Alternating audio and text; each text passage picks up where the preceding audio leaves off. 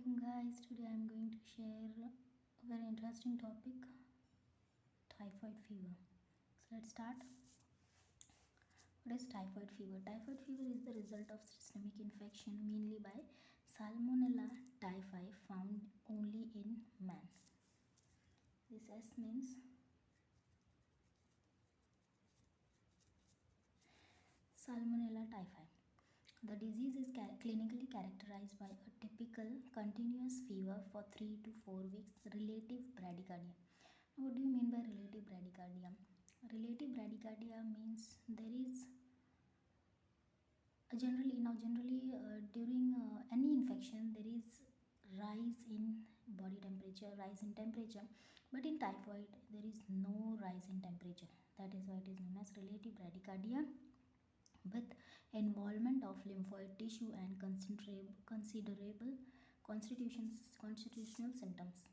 Now, epidemiological determinant. Now, agent means which is responsible to cause the agent which is responsible, the organism which is responsible to cause typhoid fever is Salmonella typhi.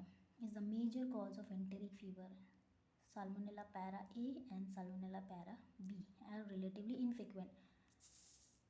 Now, reservoir of infection. Reservoir means in which the organism stays. The man is the only reservoir. Now, case is the case may be mild, mist, or severe. A case is infection as long as the bacilli can be seen in stool or urine. Case means, now basically case, what is a case? Case means a particular individual manifest the signs and symptoms which we can see the signs and symptoms and can transmit it to other people.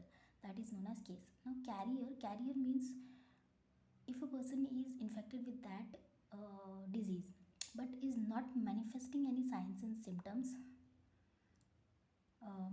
not showing any signs and symptoms, so that is they can carry it to other people. That is known as carrier. Now, source of infection is 5F. You can see food, finger, water, flies, feces, urine of carrier, and this. Now, host factor age, to what individual it can show who are more susceptible to this disease. 5 to 19 years, sex, males are more susceptible. Immunity, all ages are susceptible to infection. Environmental peak incidence you will see is in July to September. Found in water, food, milk, soil. Typhoid bacilli do not multiply in water. Now, typhoid bacilli grow rapidly in milk without altering its taste or appearance in any way. Incubation period is 10 to 14 days. Mode of infection via fecal-oral route, means via mouth or via saliva, via stools, urine, or oral route. Now, from water, soil, flies, finger. Clinical features: onset is insidious, but in child may be abrupt with chills and high fever during the prodromal period. Prodromal means before the actual signs begin, before the actual signs and symptom of typhoid begin. That is known as prodromal period. That is malaise, headache, cough, and sore throat. Now, in typhoid, we see step ladder fever.